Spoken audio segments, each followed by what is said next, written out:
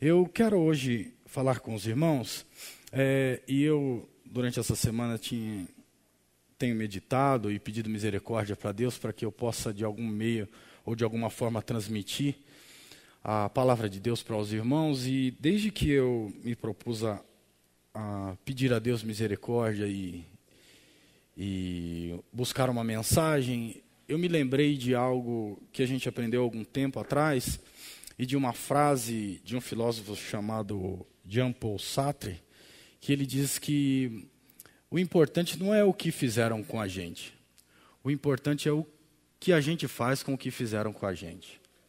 E diante desse pensamento, a vida ela se apresenta para cada um de nós de diversas formas. Para alguns a vida parece ser sempre mais simples, porque a gente não está na pele do outro, então a gente julga que a vida do outro é sempre melhor do que a nossa, ou mais fácil.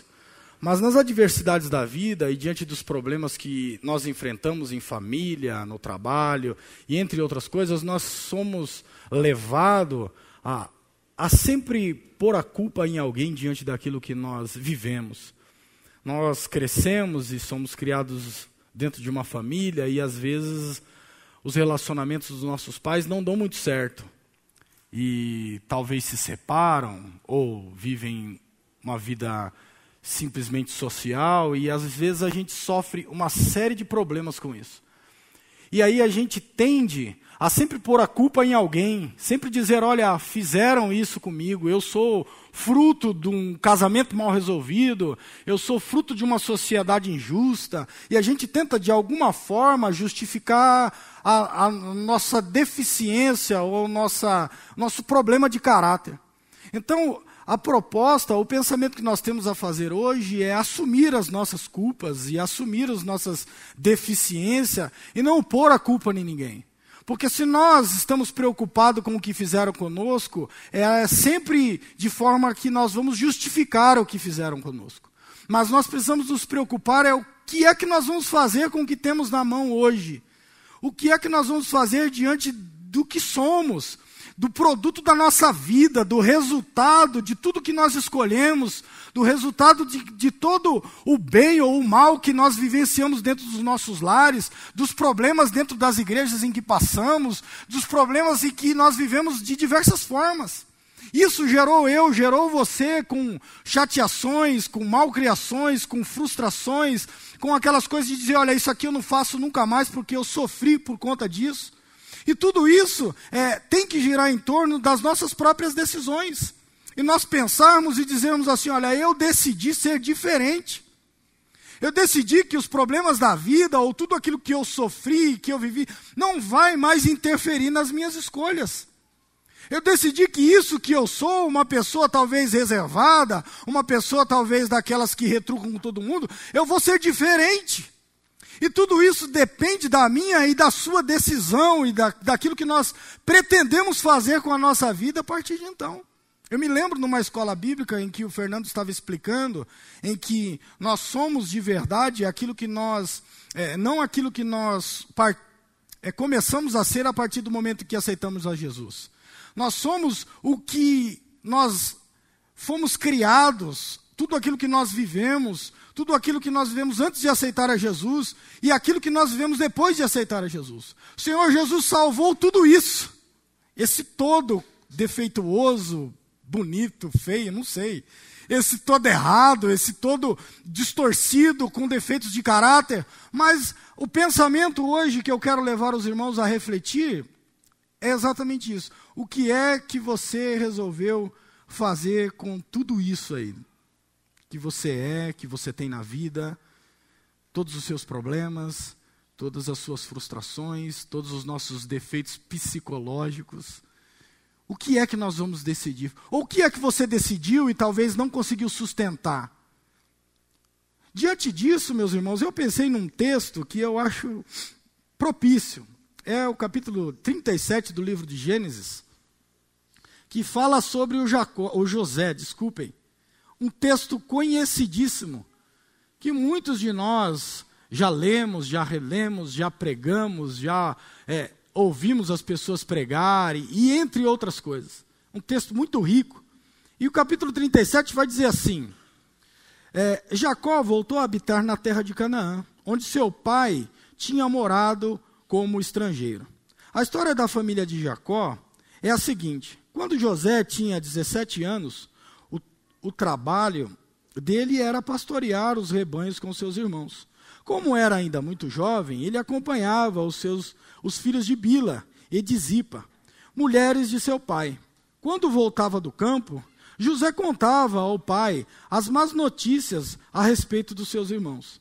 Na verdade, José era filho preferido de Israel, porque nasceu quando o pai já era muito idoso. Certo dia, José ganhou uma túnica longa e de diversas cores.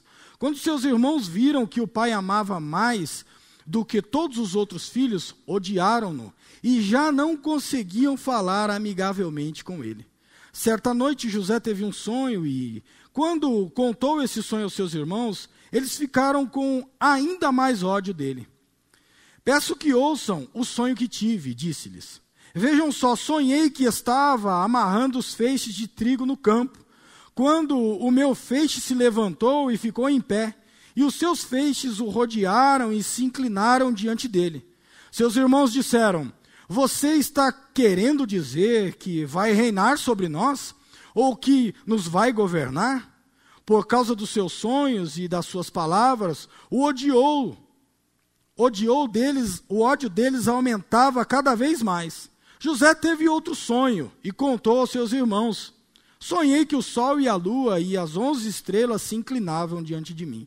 Quando contou o sonho ao pai e aos seus irmãos, o pai repreendeu, dizendo que que sonho é este? Então você acha que eu, a sua mãe e os seus irmãos, vamos ter de nos inclinar até o chão diante de você? Os irmãos ficaram com inveja de José. O pai, no entanto, meditava sobre o que ouvia. Está aqui um relato conhecidíssimo de todos nós, um relato bem expressivo de o que é uma normalidade, podemos dizer. Não tem nada aqui de anormal. Toda família tem alguém que é mais querido ou menos querido. Toda família tem pessoas que são mais chegadas ao pai, as pessoas que têm proximidade, desejos parecidos, vontade de estar perto, e entre outras coisas. Não tem nada aqui fora da nossa realidade. O problema é que o texto vai expressar de verdade tudo o que as pessoas sentem. E o que às vezes dentro de um relacionamento de família, algumas pessoas procuram ocultar. E às vezes não assumem. E não dizem de verdade o que o texto está dizendo. Porque o texto está dizendo que tem irmãos que são filhos da promessa, porque essa aqui é a família que está estendendo, filhos de Abraão, que estão se odiando. E que não conseguem viver em família por conta de que tem um que é mais amado do pai do que os outros.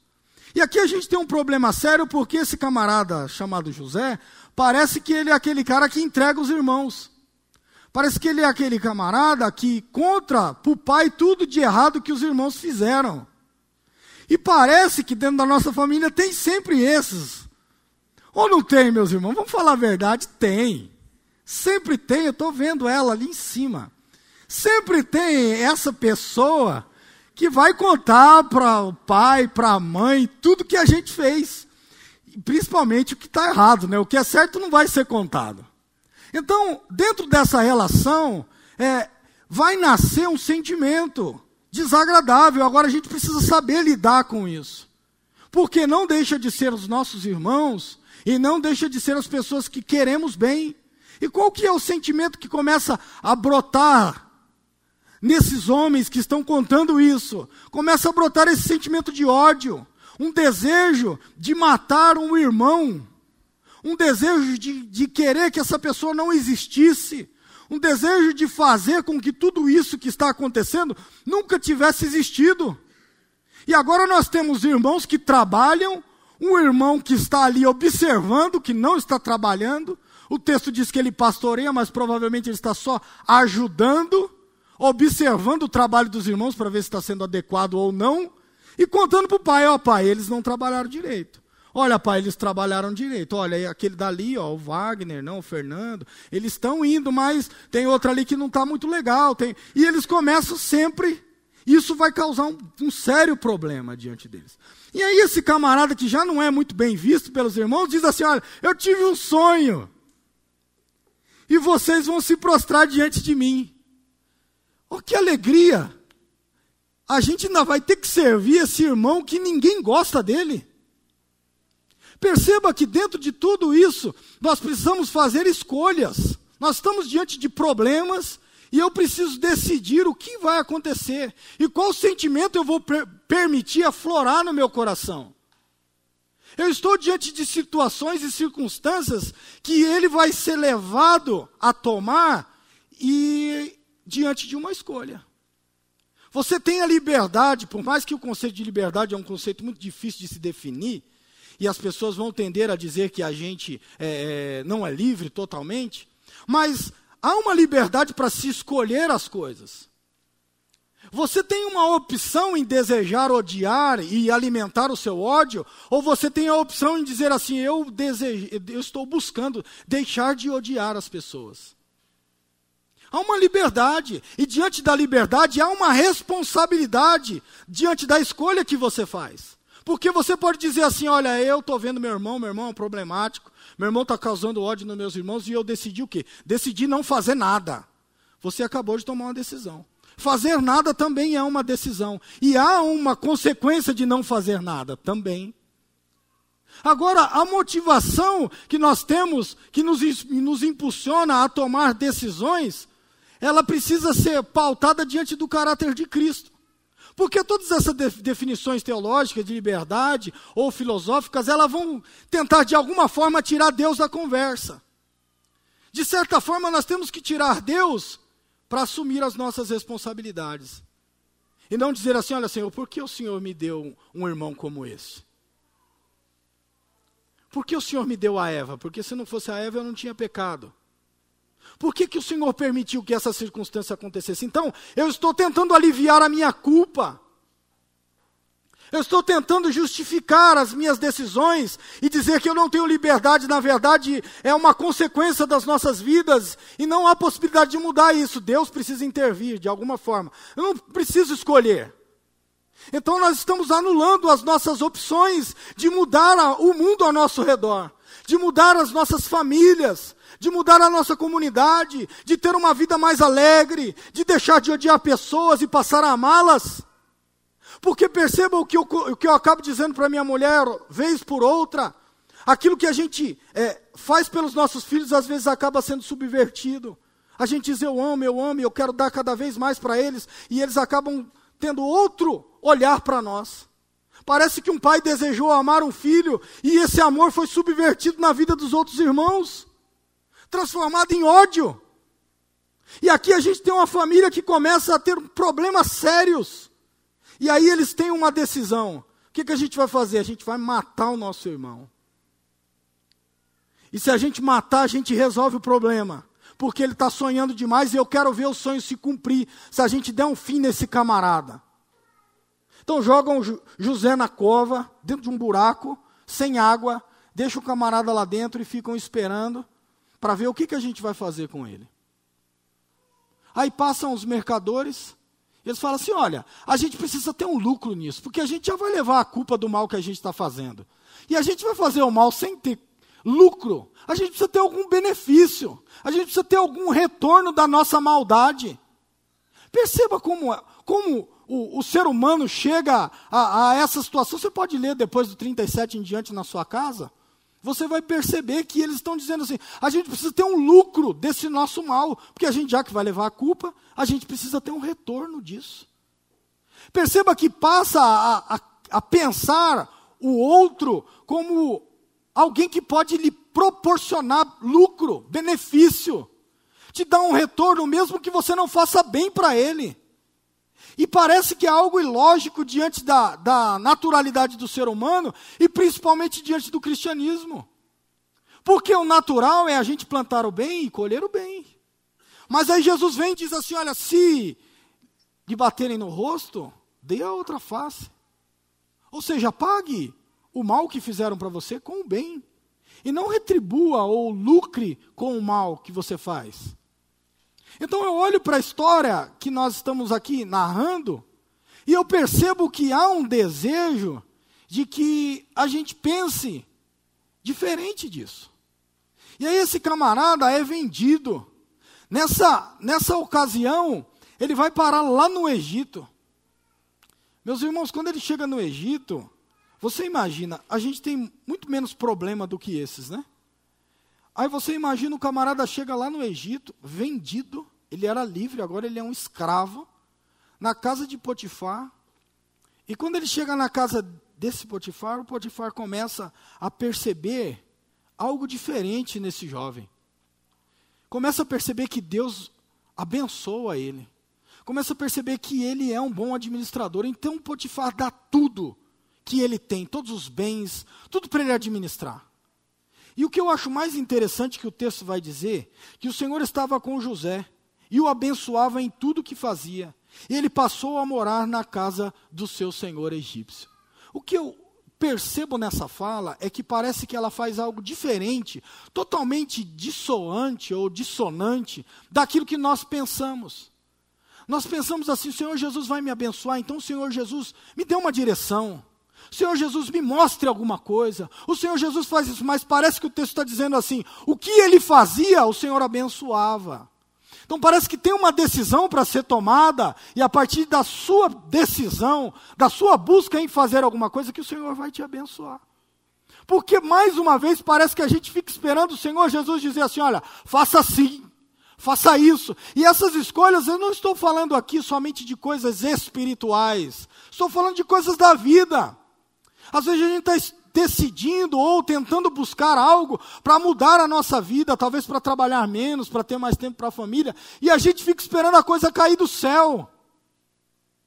A gente fica esperando Deus dar um sonho como deu para José, e diga assim, olha, você vai fazer tal coisa, e dá passo a passo para a gente. Não, o Senhor Jesus está esperando você tomar a decisão, e aí o Senhor Jesus te abençoa. É mesmo assim no casamento ou não? Eu não sei com os irmãos, mas eu não tive um sonho casando com a minha mulher. A gente simplesmente se conheceu e decidiu, e a partir da nossa decisão, o que aconteceu? O Senhor nos abençoa, o Senhor nos sustenta, o Senhor nos mantém, o Senhor preserva o nosso casamento, e as nossas decisões da vida precisam ser assim, meu irmão. Você precisa dar o passo, e a partir da sua atitude, o Senhor Jesus vem abençoando. O Senhor Jesus vem cuidando de nós, o Senhor Jesus vem prosperando. Porque me parece, meus irmãos, que nós estamos com alguns problemas, e eu digo de definições teológicas, eu estou dizendo pessoalmente, porque a gente criou uma barreira diante de tudo aquilo que é a teologia da prosperidade. E a gente transfere a relação com Cristo somente para a relação de transformação de caráter. Mas por isso o Senhor Jesus não deixou de nos abençoar? Por isso o Senhor Jesus não deixou de fartar os nossos bens? Por isso o Senhor Jesus não deixou de suprir as nossas necessidades? O que a gente quer dizer é que Deus não está só para nos abençoar financeiramente, mas é também, ou não? Você decide, o Senhor nos abençoa, mas não é para ficar rico, é para te abençoar. A bênção do Senhor não está em hoje ter um carro e amanhã ter 10. É pelo menos a gente se manter diante daquilo que é a porção de costume. Lá no capítulo 31 de Provérbios, o escritor vai dizer, não me dê nem a pobreza para que eu não venha blasfemar ao Senhor, e nem a riqueza para que eu tendo muito não venha negar o Senhor, mas me mantenha na porção de costume. Então sustentar-me diante do que eu tenho até o fim da minha vida é uma bênção. É a prosperidade do Senhor, é o cuidado de Deus com as nossas famílias, é muito mais do que merecemos, porque diante do que temos vivido, da crise, entre tantas coisas, o Senhor Jesus tem cuidado de nós, meus irmãos, o Senhor Jesus tem abençoado as nossas famílias, e o que é isso? É a bênção do Senhor sobre nós, não é outra coisa. Então não dá para a gente dicotomizar a fé e dizer, olha, na parte financeira o Senhor não trabalha. Trabalha. O que nós não fazemos é barganha. Mas se você abençoa a obra, o Senhor Jesus te retribui, porque a Bíblia diz, Deus ama o que dá com alegria, e o que semeia pouco, colhe pouco, e o que semeia muito, colhe muito. Então o Senhor abençoa. O Senhor retribui. Então, meus irmãos, o que o texto quer dizer para nós? Escolha, tenha liberdade, faça a sua opção, e o Senhor Jesus te abençoa. O Senhor Jesus te sustenta, o Senhor Jesus continua conosco, porque aqui Ele não está diante daquilo que nós fazemos às vezes com a vida. Agora eu sou escravo, agora eu não tenho mais opção, olha o que fizeram comigo, olha o que a minha família fez comigo, olha o que os meus irmãos fizeram comigo, o que eu vivo hoje não é culpa minha. É culpa do que fizeram comigo. Eu sou resultado ou produto do meio em que eu vivi. Não, você tem que pôr um ponto final nessa fase da vida e dizer assim, não, agora eu me levanto e vou dizer o que eu quero que seja a minha vida. Como eu quero que Deus haja na minha vida. Quais são os planos futuros para a minha vida. Como eu quero que a minha família seja. Em nome de Jesus, meus irmãos, vamos fazer isso e o Senhor vai nos abençoar. Vamos fazer isso e vamos dizendo, Senhor, é isso que eu quero, então me abençoa, dirija a minha vida. O que fizeram comigo, fizeram, está feito. Agora o que eu vou fazer daqui para lá? Aí é a sua escolha. Aí é a sua responsabilidade. Aí é a sua culpa. Aí é a consequência do que você decide hoje.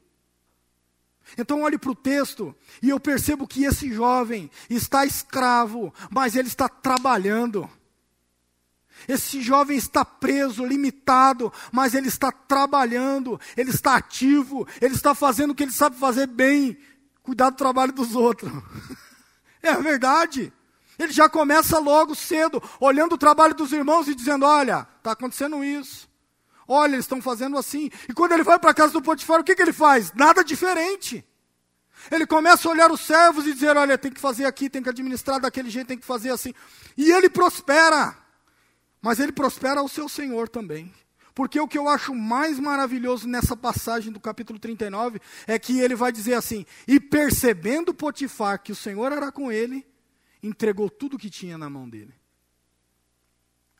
Meus irmãos, é tempo das pessoas perceberem a bênção de Deus sobre as nossas vidas. Sempre foi o tempo, porque o Espírito Santo de Deus está em nós. E é para que as pessoas olhem para nós e percebam a bênção de Deus sobre nós. Percebam que o Senhor está conosco. Mas não é por meio de coisas mirabolantes, é por coisas simples da vida. Por coisas normais. Não é, sou pobre, foi rico, coisas extraordinárias, tá? Deus pode fazer também, Deus pode fazer também, mas e se Ele não fizer? Mesmo assim, as pessoas vão testificar a bênção de Deus sobre nós. Então, se o Senhor Jesus está conosco, não tem por que nós agirmos diferente, meus irmãos. Não tem por que nós temos tanta dúvida para tomar decisão das coisas da vida. Não tem por que nós tememos tanto. Não tem porquê, meus irmãos. A minha mulher sempre diz, se eu trabalho tanto para os outros, se eu tivesse alguma coisa e trabalhasse do mesmo tanto para mim, é impossível que Deus não me abençoe. Do tanto que a gente se dedica para trabalhar. Meus irmãos, se a gente der um tiro bem escolhido, bem estudado, a gente vai ser abençoado, meus irmãos. Deus vai prosperar o nosso caminho. Ai, meu irmão, e se eu falir? Meu irmão, nós já falimos, nós já quebramos, nós já viramos de ponta cabeça, já investimos, não recebemos, já é tanta coisa na vida. Mas e aí, a gente fica com medo. A gente fica... Mas quem dera o Senhor nos desperte hoje para a vida, meus irmãos. Quem dera o Senhor nos desperte para tomar decisões. Quem dera o Senhor nos desperte e nos coloque em caminhos que a vida nos prospere. Mas no meio dessa prosperidade de José, sempre a gente tem problema, né, meus irmãos? Aí me aparece uma infeliz da mulher do Potifar, e a Bíblia vai dizer mesmo, né, que José era um camarada bonito, formoso. E a mulher começou a olhar para o José, falar, José bonito, meu marido fora de casa, a coisa parece que não está muito boa, vou ter uma aproximação com José. E chama o José várias vezes para se deitar com ela, entre outras coisas. E o José não, o José era crente. É crente mesmo. E aí, nessa ocasião, ela prepara uma emboscada para o José. Tira todo mundo da casa, manda todo mundo embora, agarra o José pela roupa e tenta deitar com o José de qualquer jeito. Se fosse hoje, nos nossos dias, iam dar outra versão para o José. Não ia dizer que o José tentou deitar com ela, iam dizer outra coisa. Mas o texto está dizendo que o José vai lá e corre. Mas a túnica fica na mão da mulher e a mulher fala, agora ele não quis nada, então a gente tem que dar um jeito de condenar José. Arma a emboscada para o José crente, abençoado, vai parar na cadeia porque tentou se aproveitar da mulher de Potifar. De uma história que é mentirosa. Mais uma vez, percebam, mais uma vez fizeram alguma coisa com José que não foi ele que fez. Mais uma vez, criaram uma situação, jogaram José em algum lugar que não foi culpa dele. E agora, no cárcere, José, o que José tinha que fazer se fosse eu? Estava lá no cárcere dizendo, Deus, o Senhor não tá me vendo, o Senhor não cuida da minha vida, eu tive um sonho lá, e como é que vai se prostrar diante de mim, sendo que eu estou aqui na cadeia? No cárcere. Mas mais uma vez o José não para diante dessa ocasião. O José começa a trabalhar na cadeia. E aí ganha a confiança do carcereiro. E o carcereiro, para de trabalhar e deixa só o José trabalhando. Tá tranquilo, José faz tudo, administra aí os presos, cuida de todo mundo, faz as coisas e não precisa ter problema. De repente, o copeiro e o padeiro têm um sonho. Chama quem? José, para contar o sonho para o José. E José agora já tem o dom de revelar sonhos, começa a revelar o sonho. O copeiro tem um sonho que cresce uma videira e ele pega as uvas, espreme no copo do faraó, e aí ele fala assim, olha, a interpretação desse sonho é que daqui 3 dias você vai voltar para a sua posição. O padeiro sonha com 3 cestos, cheio de comida dentro, cheio de pão maravilhoso, e as aves vêm e comem aqueles pães. Aí o José disse, olha, daqui 3 dias você vai ser morto, vão cortar sua cabeça e você vai ser pendurado. Só que para aquele que vai viver, ele diz assim, olha, só que você lembra de mim, né? Quando você chegar lá diante do faraó, diz que eu revelo sonhos e tal, dá um jeitinho para a gente arrumar um lugar lá no meio dos magos, né? Sair daqui e tal. Mas não acontece. José, o copeiro volta, o padeiro morre, mas José continua preso. Perceba que não necessariamente aquilo que a gente faz para Deus gera consciências imediatas. Aquilo que Deus nos usa para fazer, nem sempre a gente tem retorno disso. Na maioria das vezes, nós fazemos coisas para Deus, nós abençoamos pessoas e não há um retorno. Há mais problemas do que retorno. Há mais dificuldades diante disso do que uma consequência para dizer assim, olha, eu ajudei aquela pessoa e agora ela vai me ajudar. Nem sempre. Na maioria das vezes, não. Mas não ajudamos com o mesmo interesse de receber lucro, né? Nós ajudamos porque o Senhor nos chamou para isso. E quem dera o Senhor possa fazer algo por nós e nós venhamos ser capazes de retribuir. Não é endeusar ninguém, não é chamar ninguém de poderosão. É só retribuir, que seja o carinho, que seja a atenção, que seja a dedicação do tempo que gastou com você, comigo, entre outras coisas. Mas aí o texto segue, e diante do texto, o faraó agora é que vai sonhar, né? Aí o faraó tem um sonho. 7 vacas gordas saem de dentro do rio e começam ali a pastar. De repente, saem 7 vacas magras e pulam de dentro do rio, comem as gordas e continuam magra. Ele se assusta, acorda, de repente, ele fala, não, vou dormir de novo. E aí ele tem um sonho contrário. Agora um pé só de milho, nascem 7 espigas. Bonitas, viçosas, e nasce outras 7 feias, e uma devora a outra, e continua tudo feio, e ele acorda apavorado.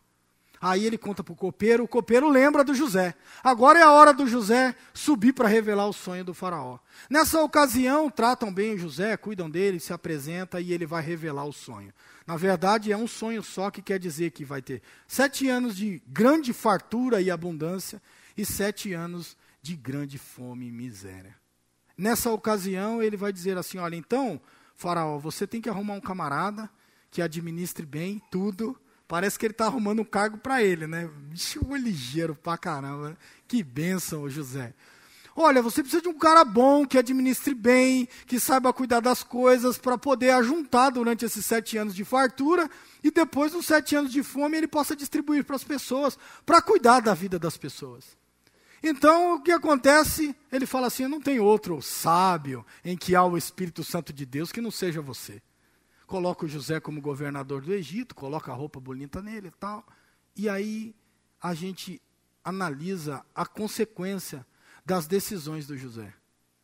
Como é que José, diante de tudo isso, agora parece que a gente canta o hino da vitória, né?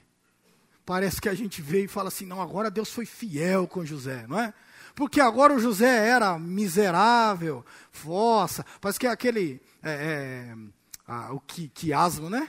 Ele vem ruim e tal, vai caindo, aí acende para a glória. E aí dava para cantar já vários hinos de vitória, de poder e tal. Mas não necessariamente a bênção espiritual, ou a bênção, essa prosperidade, ou esse lugar onde ele estava, era a solução de todos os seus problemas. Parece que José tinha ainda alguma coisinha ali mal resolvida. Porque o José tem um filho, 2 filhos, e ele vai dizer assim, olha, e José teve um filho, Deus me fez esquecer dos meus sofrimentos e de toda a casa do meu pai, chamado Manassés. Parece que agora ele está na bênção, parece que agora ele está desfrutando de coisas que talvez ele nunca imaginou para ele mesmo. Ele está pensando no quê? Em esquecer tudo aquilo que ele viveu, todo aquele sofrimento, toda aquela traição, toda aquele motim de pessoas que queriam mal dele. E aí ele fala, puxa, agora esse segundo eu achei muito interessante, que ele vai dizer, chamou de Efraim. Deus me fez prosperar na terra onde tenho sofrido. Eu acho essa parte muito importante para nós. Porque a gente quando começa a sofrer e ter problema, quando a gente nunca saiu da cidade, é uma coisa. Mas quando a gente muda, vai de um lugar para o outro, e quando os problemas começam a bater na porta, a gente fala assim, acho que está na hora de mudar, né? Eu acho que a gente podia ir para outra cidade. Eu acho que se a gente fosse para outro lugar, seria melhor. Meus irmãos, mas se eu for, o problema vai comigo. Se eu mudo, a situação ruim vai junto. E quem dera eu possa dizer assim, o Senhor Jesus está me fazendo prosperar onde eu sofri. O Senhor Jesus está mudando todo aquele sentimento que eu tinha dentro da minha família, dentro do meu lar. O Senhor Jesus está revertendo. Todo aquele sentimento de tristeza, todo aquele sentimento ruim que eu vivia, o Senhor Jesus está me fazendo ter outro sentimento.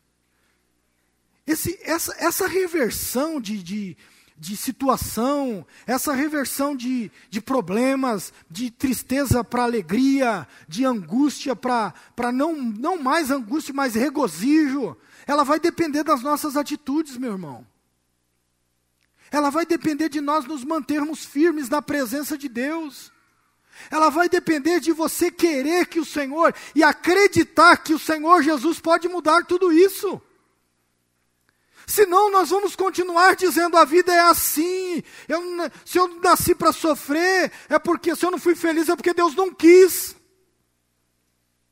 E mais uma vez a gente põe a culpa em alguém, e não assume a responsabilidade de tomar a rédea da vida, e dizer assim, a partir de hoje nós decidimos ser diferentes. A partir de hoje o Senhor Jesus vai me fazer mudar diante da terra em que talvez as pessoas me desprezam. Há um exemplo claro disso na Bíblia. O Timóteo foi lá resolver um problema na cidade de Corinto.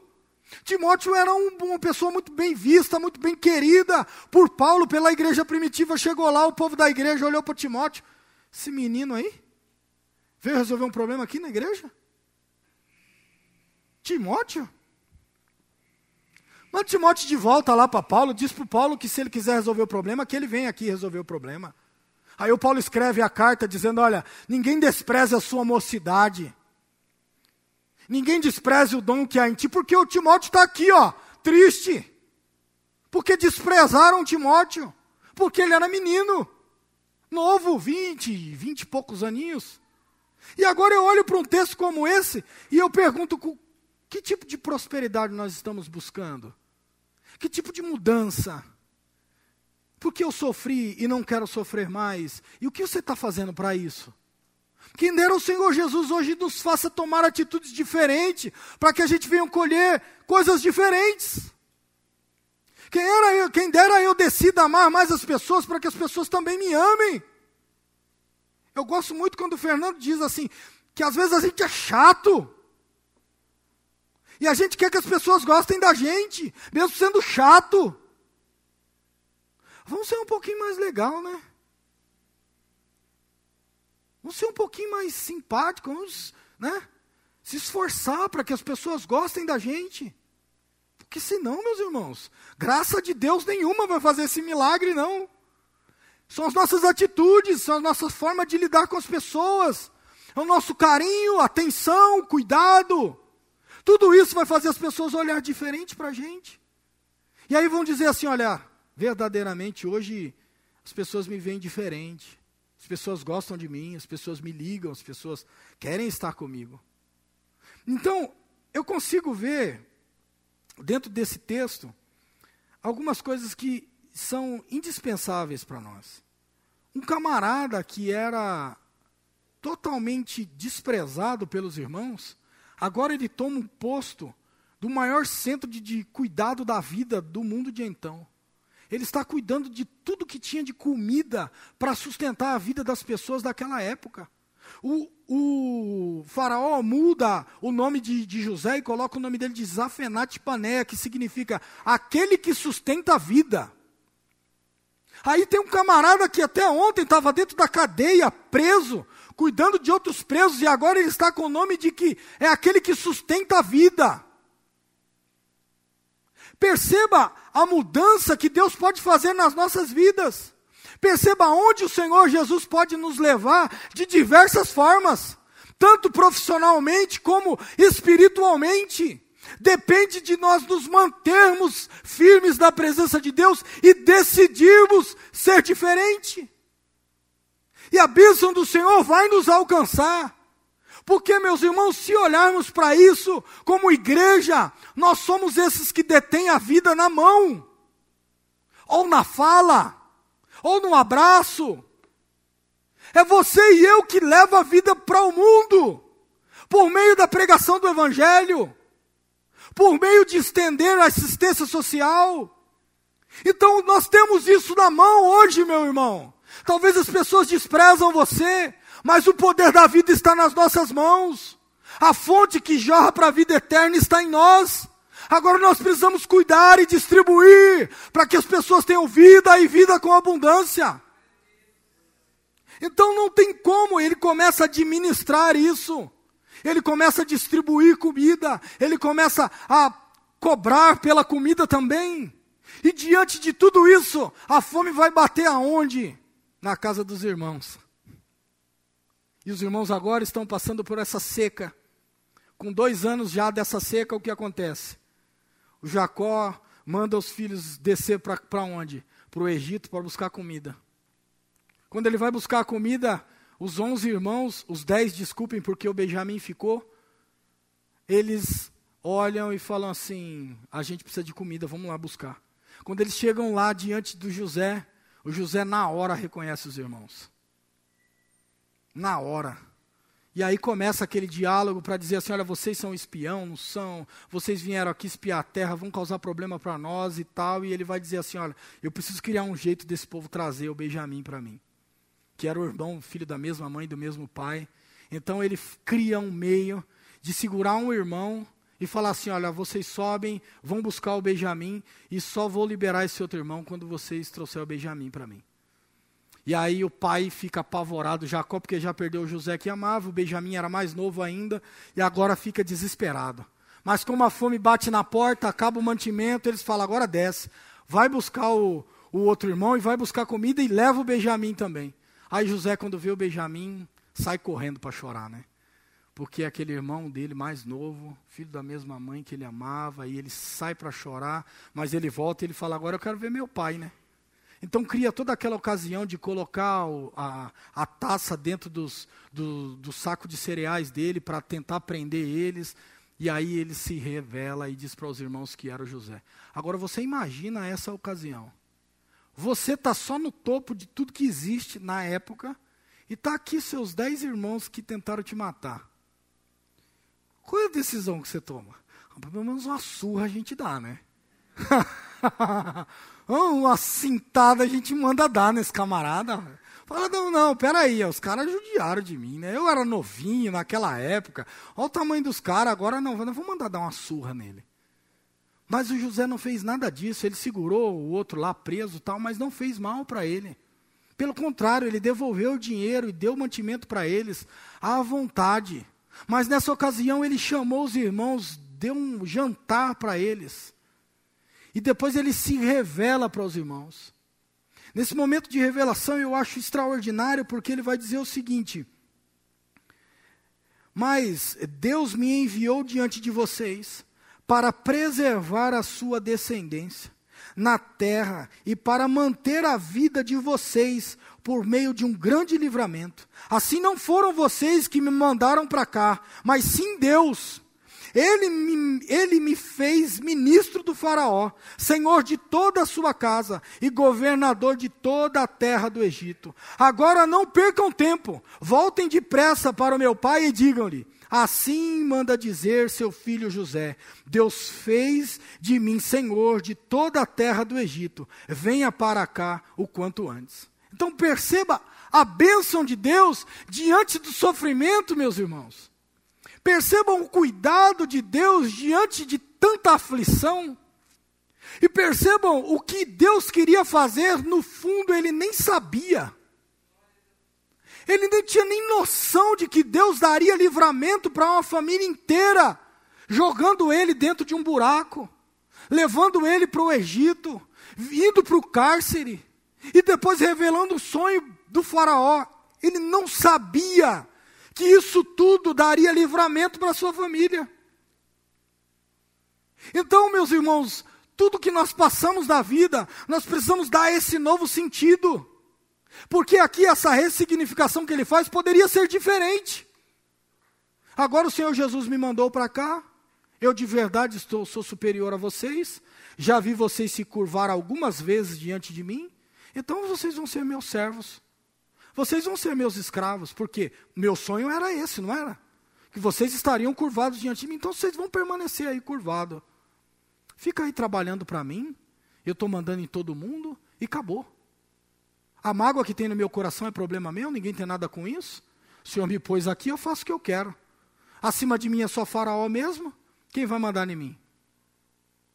Então é isso que às vezes a gente faz, a gente não ressignifica os problemas da vida, não dá novo sentido, não diz assim, olha, esse sofrimento é para crescimento, para amadurecimento, para eu ser melhor. A gente inverte e a gente põe um culpado.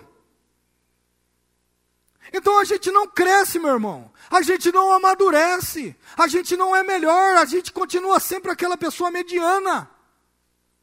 E quem dera o Senhor Jesus hoje nos desperte para a vida, porque essas passagens, e principalmente a passagem do José, ela tem uma ascensão, mas quando a gente cai e desdobra dentro do Novo Testamento, elas são o contrário, ela não ascende, ela ascende só com a morte. Os apóstolos se entregam para Jesus, vivem, praticam as bênçãos, pregam o evangelho, as pessoas aceitam Jesus, e onde eles param? No martírio. É o contrário. Jesus vem, encarna, e a gente poderia dizer, puxa, com Jesus poderia acontecer isso. Porque Jesus não ascendeu na glória, não imagina? Porque é um tipo, um arquétipo de Cristo, foi vendido, foi traído, os irmãos não gostaram dele, foi desprezado. Foi tudo isso. E por que Jesus não ascendeu já como Messias e reinou sobre todos, como reinou José? Não, aqui foi o contrário. Aqui Jesus morreu e ascendeu para a glória e não teve ascensão terrena. E muito menos aceitação terrena. Teve posteriormente. Então quem dera ao Senhor hoje, Senhor Jesus nos faça ressignificar os nossos problemas. Quem era o Senhor Jesus, faça eu olhar para a minha vida, para a sua vida e entender que tudo aquilo que experienciamos, tudo aquilo que vivemos na vida, seja algo para que você seja melhor. Porque, meus irmãos, Deus parece que em algumas ocasiões e com determinadas pessoas fazem coisas que não faz para ninguém. Mas por que é que o Senhor Jesus faz tudo isso? Para você ser melhor, meu irmão. Para eu ser melhor, minha irmã. Para que a gente desenvolva de alguma forma e a gente faça com que as pessoas recebam vida. Porque senão a gente fica se martirizando. Porque o passado nos atormenta. Ou não nos atormenta. Ou eu sou um ser diferente. Parece que ele está sempre aqui, ó. Ele bate na porta. Ele sempre nos... Ó, estou aqui, não esquece disso não. Ó, esse aqui é aquele seu irmão lá. Lembra aquele seu irmão que fez aquilo lá? A gente tem um... Ó, esse aqui é aquele seu pai. Lembra do seu pai? Lembra. Lembra. Aquele seu pai que fez... Lembro dele. Então, na verdade, o passado já não existe mais. Ele só existe quando eu faço com que ele cause efeito na minha vida presente. Então eu trago a vida para ele de volta. E eu faço alguma coisa hoje, justificando no meu passado e dizendo assim, olha, eu sou isso aqui porque fizeram aquilo comigo lá atrás. E o que você vai ser amanhã que também não existe? O mesmo que você é hoje? Justificando no que fizeram com você lá atrás? Ou nós vamos pôr um ponto final? Ou talvez nós vamos colocar hoje a cruz de Cristo no meio da nossa vida para dividir quem éramos e quem seremos? Chegou a hora, meus irmãos, em nome de Jesus, de despertarmos e sermos melhores em Cristo, que se preciso for. Se não há em nós forças psicológicas de decidirmos e dizermos, vamos ser hoje pessoas melhores, que o Senhor Jesus nos impulsione. Que o Senhor Jesus potencialize a sua decisão hoje, para que eu seja um cristão melhor, para que eu seja uma pessoa melhor, para que eu pareça mais com Cristo, em nome de Jesus, meus irmãos. Não tem como eu não olhar para esse texto, para toda a história de José, e não perceber uma decisão nobre, de dizer assim, olha, não importa o que fizeram comigo, eu vou ser a mesma pessoa. Não importa a decisão que tomaram a meu respeito, e não importa onde eu estou hoje, porque fizeram alguma coisa com a minha vida. Eu sou a mesma pessoa, e eu vou me manter firme na presença do Senhor. Meus irmãos, a vida está acontecendo, nós estamos vivendo a vida, e viver a vida implica em sofrimento, em frustrações, em coisas que ainda vão acontecer. Que às vezes nós não esperamos, de pessoas que nós amamos, mas que o amor de Deus guarde os nossos corações em Cristo Jesus, e que a gente possa dizer, como disse o próprio Paulo, o Senhor Jesus nos amou quando ainda éramos pecadores, e mesmo que as pessoas ainda nos façam mal, a gente continua, a gente permanece, a gente sustenta a nossa decisão. A gente precisa estar de pé, meus irmãos, em nome de Jesus, porque a vida bate doído em nós, a vida bate com força, não bate com fraqueza e nem com uma luvinha leve em nós, mas a Bíblia também diz que Deus não nos dá provação ou tentação maior além do que nós podemos suportar. Então não dá para a gente dizer assim, eu não suporto, é insustentável. O Espírito Santo que dá para nós um espírito de fortaleza, nos põe de pé, meus irmãos. Se você está curvado por alguma situação que aconteceu na sua vida, meu irmão, está na hora de resolver o problema.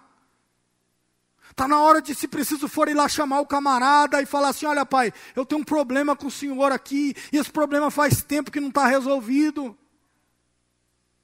Olha, meu irmão, eu lembro daquele tempo que você fez maldade comigo, e está aqui, ó, entalado, e hora ou outra a vida bate em cima e eu sinto a fisgada. Quem dera o Senhor Jesus desperte-nos, meus irmãos, para resolver os nossos problemas de relacionamento. Quem dera o Senhor Jesus me faça homem, para dizer assim, eu estou sofrendo com isso, porque a gente é homem e a gente não quer dizer que está sofrendo. A gente é homem para dizer que não sofre, mas para assumir o sofrimento a gente não é homem. A gente se esquiva, não, isso aí não faz mal para mim. Não, eu nem ligo para essas coisas. Liga sim, meu irmão. Liga sim. Liga tanto que está sofrendo. Lá no fundo, está lá, ó, pingando que nem uma goteirinha, aquelas bem chatinhas que fica e está lá. Mas quem dera o Senhor Jesus nos desperte, meu irmão. O desejo do meu coração era esse, de que a gente tome alguma decisão hoje. Que você não se sinta aprisionado por nada, mas que você seja capaz de fazer como José fez, de tomar uma decisão. E eu vou dizer para você, você é capaz de tomá-la. O Senhor Jesus te capacitou para isso. Mas se você não tomar a decisão, você já tomou outra decisão, a decisão errada, de não fazer nada. E mesmo não fazendo nada, você tem consequências. Então, quem dera a Deus hoje, sonde os nossos corações, alimente a nossa alma e nos empurre para tomar uma decisão. Mas empurre mesmo, meu irmão. Eu queria que o Senhor Jesus hoje mexesse lá naquele lugar lá que só Ele pode mexer. Talvez, não sei se a gente define dessa forma, mas naquela divisão da alma e do espírito, que só a palavra de Deus alcança. De verdade, meus irmãos, eu gostaria que Deus fizesse isso. Não é por causa da excelência da minha pregação, não é por causa da excelência do poder de Deus. Por causa da capacidade que Deus tem de tratar aonde só Ele pode tratar. Então, é uma noite em que eu estou pedindo a Deus isso. Eu peço a Deus por mim, para que eu seja homem, para assumir o meu sofrimento. Eu peço a Deus pelos irmãos, para que nós sejamos capazes de assumir as nossas responsabilidades. De dizer, olha, eu fiz, eu sofro por causa disso, e a culpa é minha, e eu não estou fugindo da minha responsabilidade. Não estou dizendo que Deus é culpado, não estou dizendo que meu pai é culpado, que é minha mãe, que os meus irmãos, que é minha mulher. Eu sou culpado. O Wagner fala muito aqui sobre confessar pecado, e confessar os nossos pecados é assumir a nossa culpa. Confessar é dizer assim, foi eu que fiz. O Senhor Jesus já sabe que foi você. O Senhor Jesus já perdoou você também. Para você que não sabe, já está perdoado. Mas Ele só quer que você confesse, para você assumir a culpa. E não terceirizar a culpa. Então há uma decisão a ser tomada hoje, por cada um de nós. Primeiro é assumir a culpa, e depois é resolver os nossos problemas de relacionamento. Quem dera seja esse dia, em que o Senhor Jesus restaure as nossas famílias, os nossos lares, os nossos casamentos, as nossas relações familiares, com entes queridos, com pessoas que nos amam. Por mais que às vezes pareça que não, mas nos amam. Se a gente resolver esse problema, o amor de Deus vai ser derramado em nossos corações.